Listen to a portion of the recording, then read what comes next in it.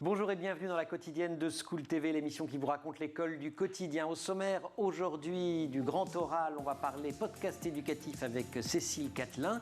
L'Anti-Sèche d'Amal Laoui s'intéressera aux abeilles et aux sciences de la vie et de la terre. À l'heure de la récré, rencontre avec maîtresse Adeline, une de nos profs préférées sur TikTok, elle est prof de français. Et puis mardi c'est le jour du cours particulier de Marie-Olivier. Une étude de l'OCDE montre qu'il y a des vaccins anti-Covid, mais il y a aussi les pédagogies alors non pas Covid, mais anti-effet du confinement. Et elle va nous décrypter tout cela. Et pour nous accompagner pendant l'émission, Cécile Catelin, le grand oral, c'est tout de suite dans la quotidienne de School TV.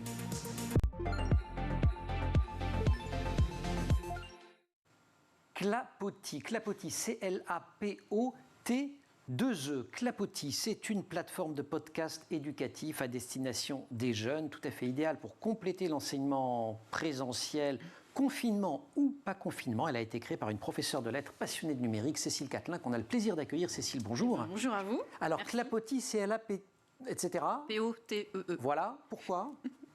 Alors, clapotis, déjà il y avait le mot français. Clapotis, c'est les petites gouttes qu'on entend, qui ont un son agréable. Mais alors c'est TIS, madame la professeure de français. Je sais très bien. Je sais que vous savez. Je suis ouverte au français et donc forcément aux autres langues, puisque je suis prof de langue. Et donc clapotis, je l'ai transformé en EE, parce que clapotis, c'est l'idée des gouttes du savoir qui tombent. Vous savez, ce petit bruit agréable là, qui vous fait plaisir quand vous l'entendez, un peu zen, etc. Et je me suis dit, je vais rajouter de E pour faire un petit clin d'œil au e-learning et puis au E de éducation, tout simplement. Et ça faisait un petit peu anglicisme. C'est pas pour répondre à la tendance, mais je trouvais que c'était clapotis vis-à-vis des jeunes. J'avais sondé mes élèves et ils m'ont dit, ouais, arrêtez-vous à ce mot. En parlant d'élèves, tout a commencé, l'aventure de ces podcasts éducatifs, par un changement de méthode de travail. Il y a 6 ans, je crois. Oui, 6-7 ans, j'étais passée en classe inversée. C'est quoi la classe inversée ?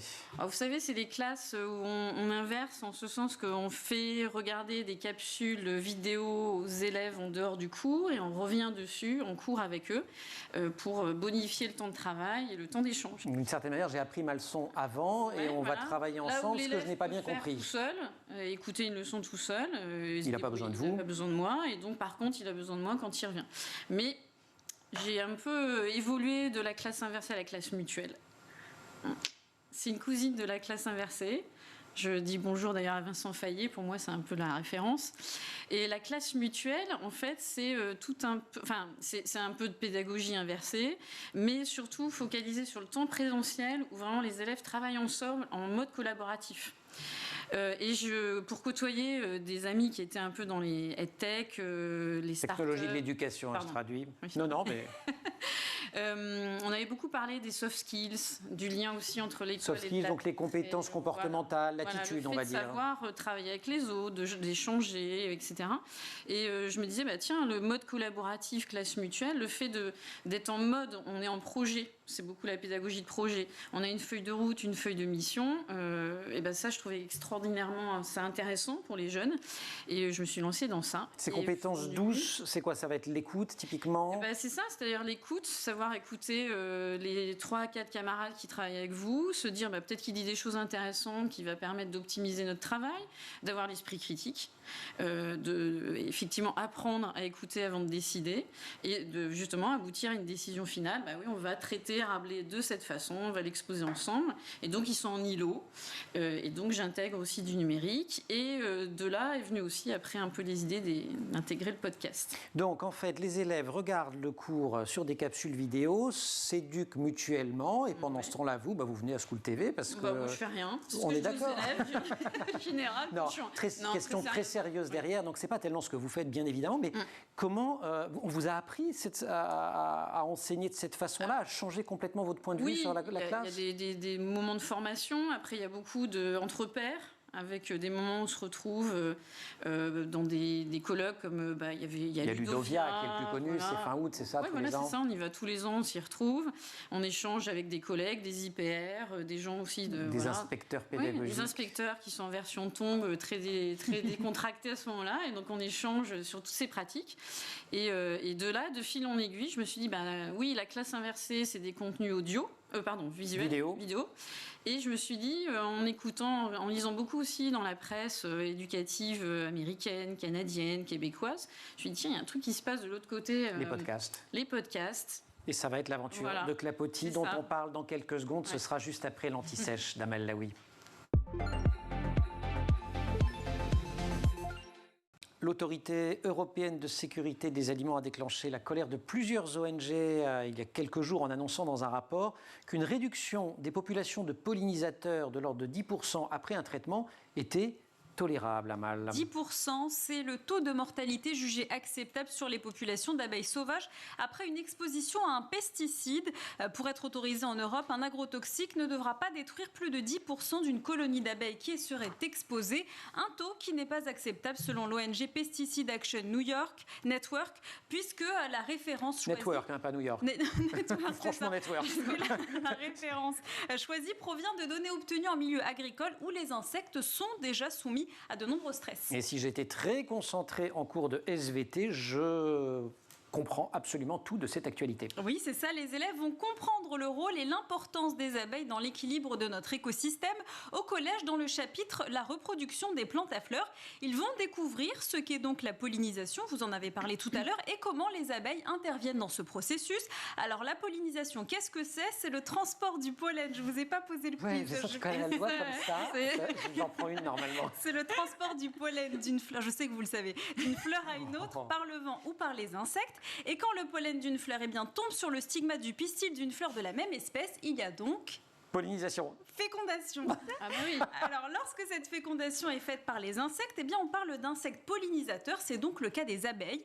Grâce à ce cours, ils vont donc voir que l'activité pollinisatrice des abeilles est fondamentale pour la survie de nombreuses espèces végétales. Les élèves vont donc comprendre que la pollinisation par les abeilles joue un rôle essentiel en agronomie. Ça, c'est pour le collège. Pour le lycée, on évoque toujours les abeilles, mais cette fois dans le chapitre consacré à la biodiversité. Oui, toujours en SVT, dans le chapitre « L'homme et son action sur la biodiversité ». À partir de l'exemple des abeilles, on va montrer que l'action de l'homme sur l'évolution, on va montrer l'action de l'homme sur l'évolution de la biodiversité. Donc les élèves vont découvrir que depuis plusieurs décennies, il y a un phénomène de surmortalité des abeilles dû à de nombreux facteurs. Il y a même un débat qui est controversé sur les causes de cette surmortalité, qui font l'objet de nombreuses études scientifiques et de polémiques médiatiques depuis maintenant une trentaine d'années. L'effondrement des populations d'abeilles serait donc le fruit d'interactions complexes de plusieurs facteurs, dont le manque de diversité génétique. Et puis l'utilisation de ces fameux pesticides, et d'où tout le débat qui a été suscité par cette déclaration de l'Autorité européenne de sécurité des aliments. C'est ça. Et pour lutter contre l'effondrement des colonies, l'homme, qu'est-ce qu'il va faire ? Il va introduire des variétés d'abeilles provenant d'autres régions. Ces nouvelles races d'abeilles vont donc modifier les variétés locales. L'objectif de ce cours, c'est donc de comprendre que la biodiversité génétique au sein d'une même espèce se modifie au cours du temps, mais qu'elle se modifie aussi par l'action de l'homme. Modification qui peut avoir des conséquences néfastes pour la planète. Oui, c'est ça. Et grâce à cet enseignement, les élèves vont découvrir l'enjeu que représentent les abeilles dans notre écosystème et l'importance donc de les protéger. Merci beaucoup Amal pour cette anti-sèche. Cécile, vous faites des podcasts qui ne sont pas des podcasts d'actualité, mais pour aller saisir l'intérêt des élèves. Est-ce que ça fonctionne de prendre un fait d'actualité et d'essayer de le relier au programme comme on le fait ? Oui. Il va falloir dire oui parce que sinon ça veut dire qu'on a... Oui, mais non, mais j'ai bien compris, il fallait que je dise oui. Mais d'ailleurs, petite parenthèse, mon premier surnom sur Twitter, c'était Bi. Parce que je défendais les abeilles. Les abeilles. J'ai mon petit logo Bi d'ailleurs. Les élèves, quand ils m'écrivent sur mon mail, c'est une petite abeille qui apparaît. Parce que je défends les abeilles depuis longtemps. Et donc, votre question, en fait, j'ai perdu. Passer par l'actualité pour susciter l'intérêt et l'appétence des élèves. Systématiquement, il faut. Et nous, en littérature, moi, j'essaie toujours de transposer, même si c'est un comment auteur... vous faites ? Alors, j'adapte pas un vocabulaire, on est d'accord, d'aujourd'hui. Je ne fais que montrer l'importance aussi des débats les enjeux qu'avaient les auteurs du 17, du 18, du 19. Et pour le montrer, effectivement... que ça peut avoir des échos aujourd'hui. Et c'est pour ça que moi, j'attaque toujours par l'angle de l'histoire littéraire, parce qu'un auteur ne s'explique pas sans son contexte historique. Et j'essaie de montrer aussi, en fonction des choix des textes, combien ces textes sont peut-être par exemple du 18e, mais ils nous parlent ô combien aujourd'hui. Ils sont assez stupéfaits d'ailleurs de voir des textes, mais ils me disent, mais madame, il aurait pu écrire aujourd'hui en fait les thématiques. Et c'est ça qui est intéressant, c'est qu'ils font les parallèles, ils se disent, c'est pas si poussiéreux en fait, littérature, c'est atemporel. Moi je leur dis, c'est ça qui est beau. Il faut leur faire mieux comme ça. Si vous restez avec nous pour la suite du grand oral de Cécile Catelin, je vais même aller vous chercher une référence d'un roman, puisqu'on parle de roman, mais il est d'un auteur canadien, Douglas Coupland. C'était le monsieur qui avait inventé la notion de génération Y. Il y a fort longtemps, il en a fait un qui s'appelle de mémoire, mais ma mémoire me trompe parfois, Génération A, et c'est dans une dystopie dans laquelle les abeilles disparaissent. Vous l'avez lu? Oui. Voilà, Génération A, Douglas Coupland. Ouais. On se retrouve dans quelques secondes pour le grand oral de Cécile Catelin. Merci Amal pour l'anti-sèche.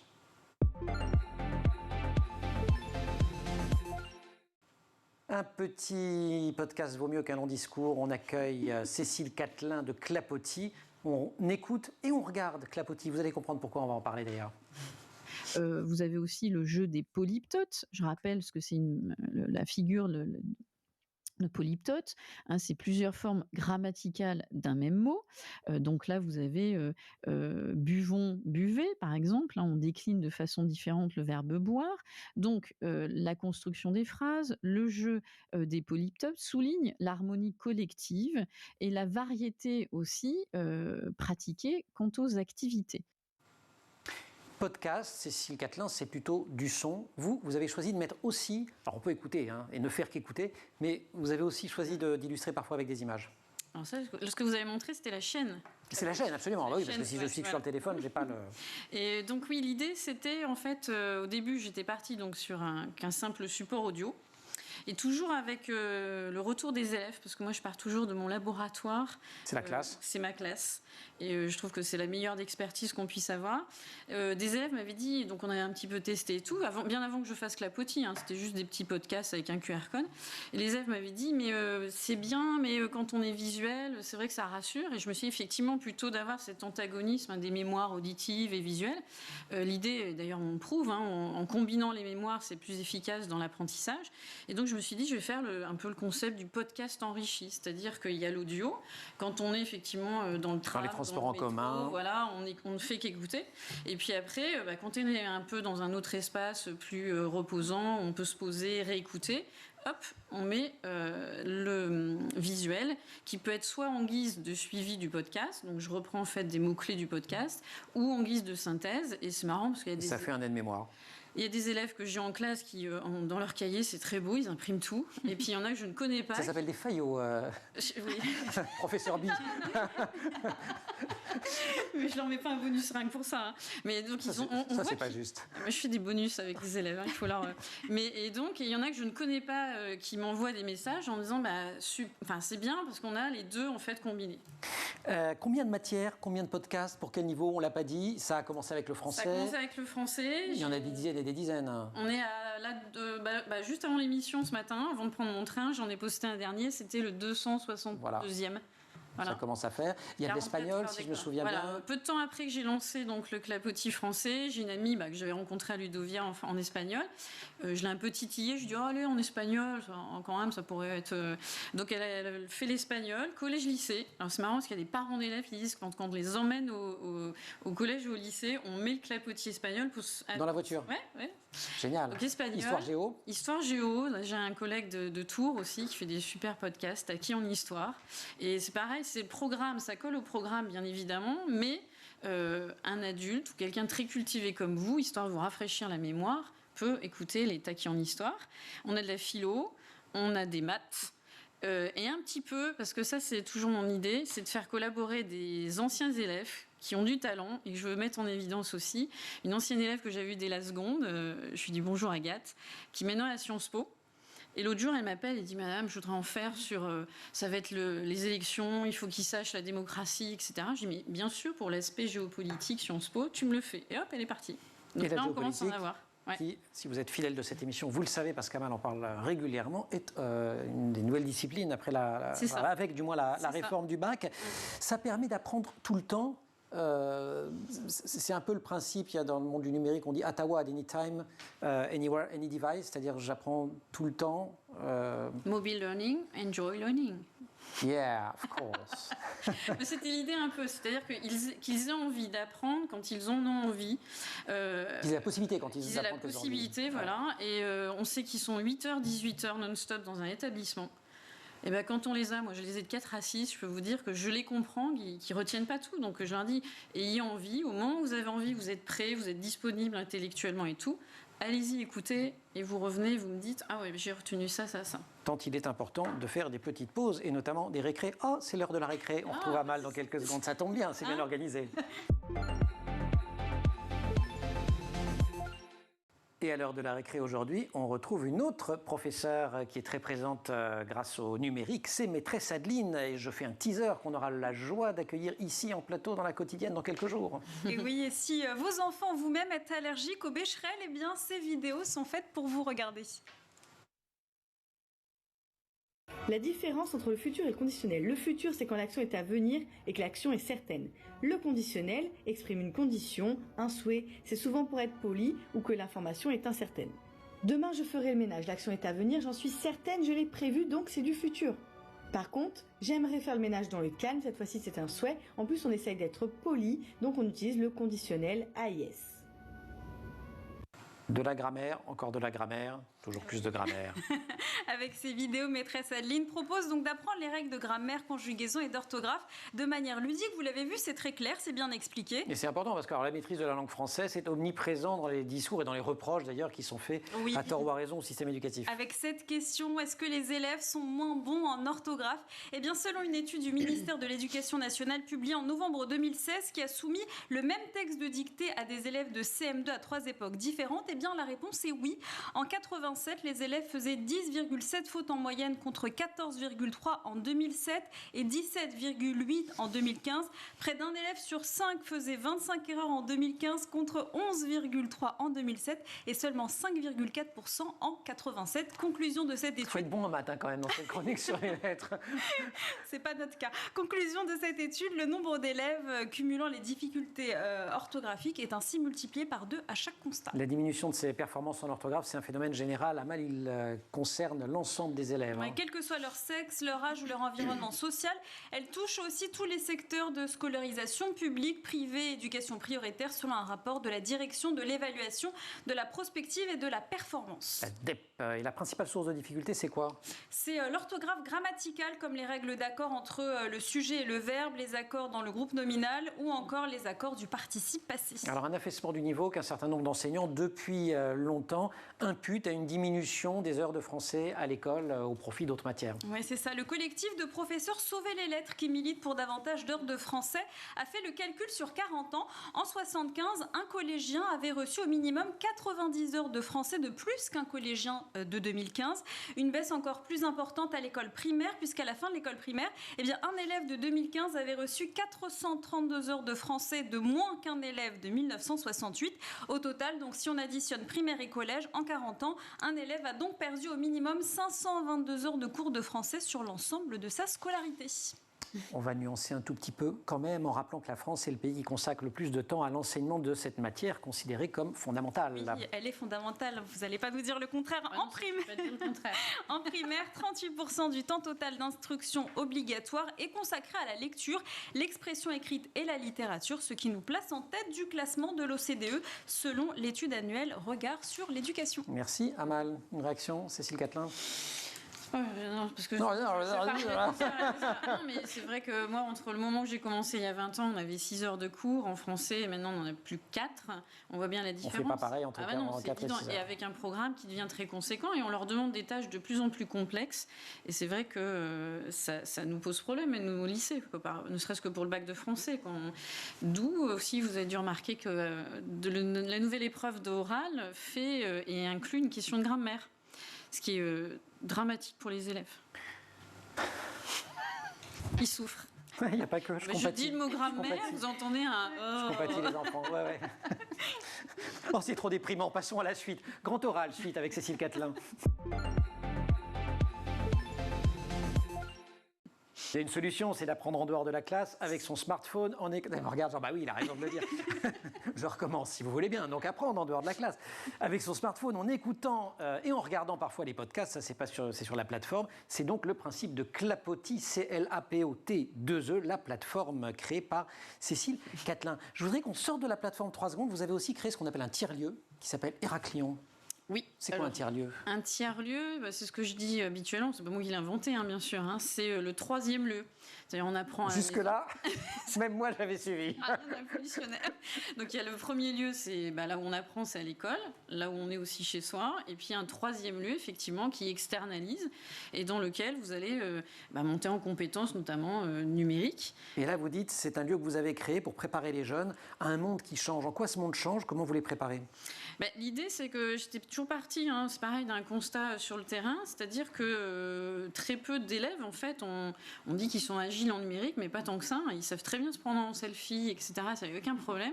Mais après, le fait d'appréhender des métiers qui tournent autour du numérique, ils connaissaient très peu, et c'est pas de leur faute, parce qu'on n'a pas des professionnels aussi qui viennent un petit peu dans la bulle éducative. Et donc, je m'étais dit, autant à ce moment-là leur proposer des lieux, effectivement, notamment dans un monde, un environnement numérique, dans lequel ils vont pouvoir côtoyer des professionnels du numérique, qui vont leur expliquer leur parcours, les métiers qui existent, parce que le numérique, c'est pas juste... voilà. Et donc, l'idée, c'est en dehors des cours, qu'ils découvrent, qu'ils rencontrent, qu'ils apprennent à pitcher. Là, avec le confinement et le Covid, on n'a pas pu faire grand-chose. Là, je vais relancer un petit peu. Mais l'idée, c'était, on les avait emmenés à la station F, dans des... Station F, qui est l'énorme incubateur à côté de la gare d'Austerlitz. Ensuite, notre fleuron tourangeau, My Serious Game. Alors voilà, notre fleuron tourangeau, parce que je ne l'ai pas dit, mais défendons la Touraine. Il se passe des choses en Et dehors. Héraclion, c'est à Tours. Oui, c'est à Tours. Alors, pour l'instant, off, parce que avec le Covid, etc. Mais vous allez rouvrir. Là, je veux. Parce qu'il y a une demande en plus, ils sont curieux, ils veulent effectivement découvrir. Alors pareil, on va avoir, je suis désolée de faire la pub de Tours, mais bon, il y a du e-sport qui va beaucoup se développer. Et il y a les parents qui ont une appréhension en se disant, mais oulala, du e-sport, c'est du gaming, etc. Mais justement, dans le monde du jeu, il y a plein de métiers qui s'offrent à eux, et c'est le but aussi, un peu de leur faire découvrir ce qui apparaît petit à petit dans le monde professionnel. Toutes ces aventures pédagogiques, ces aventures hors la classe, finalement, vous, en tant qu'enseignante, ça vous apprend quoi, Cécile Catelin? Plein de choses. Moi, c'est ce que je dis.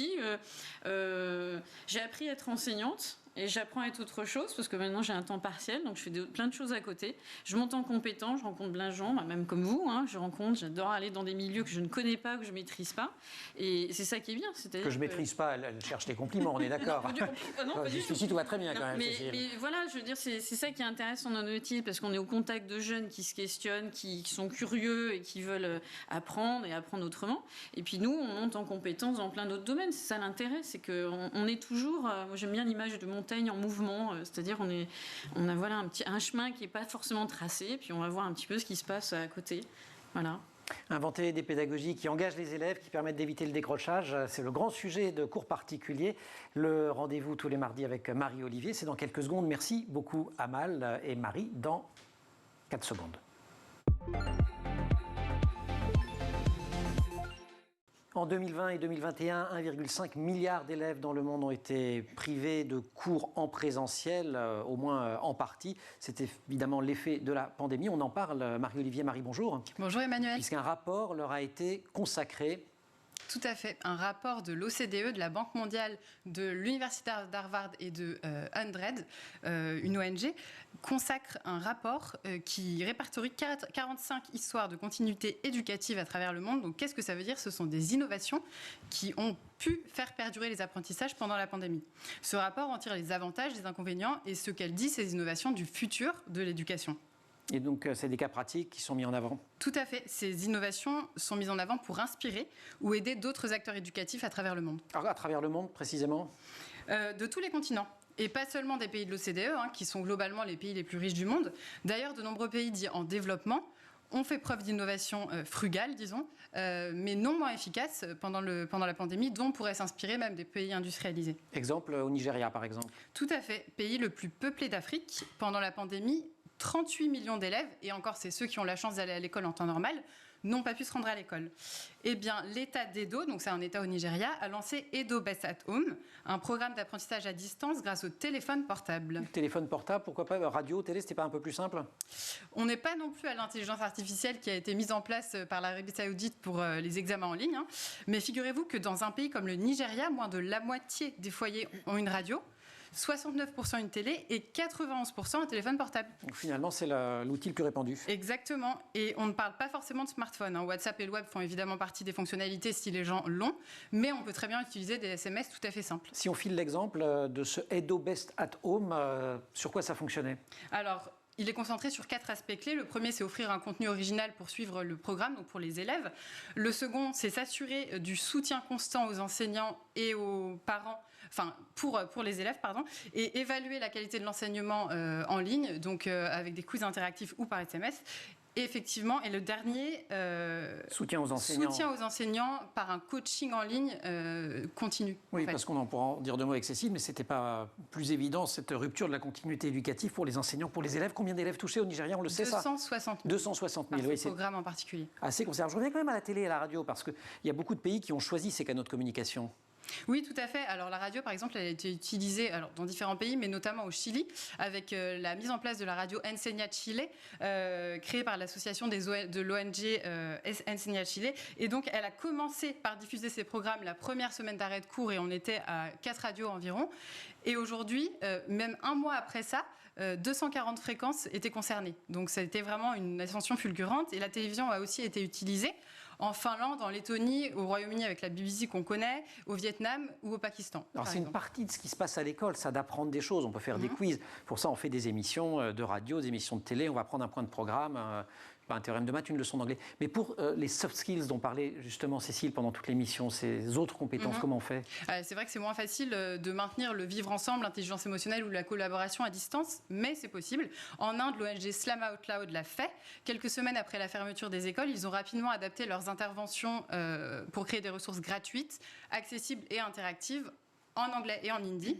Et pour les enfants qui ont accès à Internet, par exemple, il y avait un cours de théâtre à domicile qui était prévu en mode DIY, do it yourself, également disponible sous forme de contenu vidéo à la demande. Ils ont aussi lancé une chaîne WhatsApp, cette ONG, qui propose des activités d'apprentissage socio-économique basées sur l'art. Socio-émotionnel, je crois. Socio-économique. Socio-économique. Non, mais franchement, il est trop tôt. Il est trop tôt. Il faut un deuxième café. Tout à fait. Socio-émotionnel basé sur l'art, c'est plus facile que socio-économique. Absolument. À 70 000 enfants par jour dans 23 États du pays et à plus de 19 autres pays. Qui en ont profité de cette chaîne WhatsApp. Marie, merci beaucoup. Cécile, Ça m'intéresse. Moi, je retiens les idées de WhatsApp. Ça peut être intéressant. Le confinement, ça a eu un effet d'accélérateur pour le numérique éducatif en général. À Clapotis, vous l'avez constaté avec vos collègues? Oui, ça c'est sûr que j'ai eu entre guillemets la chance de lancer Clapotis 2 mois avant le confinement, et c'est vrai que ça a fait exploser un peu le taux d'écoute, ça c'est clair. Même encore aujourd'hui, le fait que les classes soient en demi-groupe, il y en a qui soient isolés, cas Covid, etc. Et je pense que ça a eu, on va dire, la vertu, même si j'aime pas trop dire ça vu le contexte sanitaire, de faire prendre conscience aussi à certains collègues que de toute façon maintenant on ne peut pas faire sans le numérique et qu'il faut trouver des ruses pédagogiques en utilisant le numérique à petite dose, et puis après avec le niveau qu'on a au niveau de compétences. Mais c'est bien, je trouve, il y a eu ce déclic en se disant oui, le numérique ça peut être un compagnon intelligent pour nos cours, et ça c'est bien. En tout cas, c'est ce qu'on voit dans ce rapport OCDE Harvard. Merci beaucoup, Marie. Cécile Catelin, merci. Clapotis, du français, de l'histoire géo, des sciences politiques. Plein de choses. Il y a justement des collègues qui veulent rejoindre l'aventure, et j'aimerais bien de l'éco. Parce que l'éco, ça, justement, ça peut être intéressant. Et puis, vous êtes professeur de sciences économiques et sociales. Voilà, je lance un appel. Cécile Catelin vous lance un appel solennel ce matin dans la quotidienne de School TV. Merci beaucoup, en tout cas, Cécile, d'être venue sur le plateau de School TV. Merci, Marie. Merci. C'est fini pour la quotidienne du jour. C'est évidemment pas fini pour School TV. Vous restez sur notre chaîne et vous retrouvez la quotidienne en permanence sur Internet et sur les réseaux sociaux.